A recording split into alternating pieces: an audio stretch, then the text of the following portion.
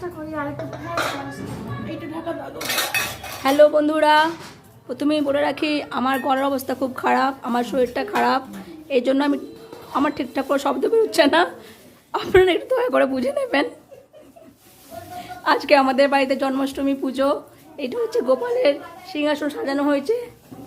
গোপাল এই চানটা করে বসেছে। এই দেখো, এটা আমাদের ঠাকুর ঘর।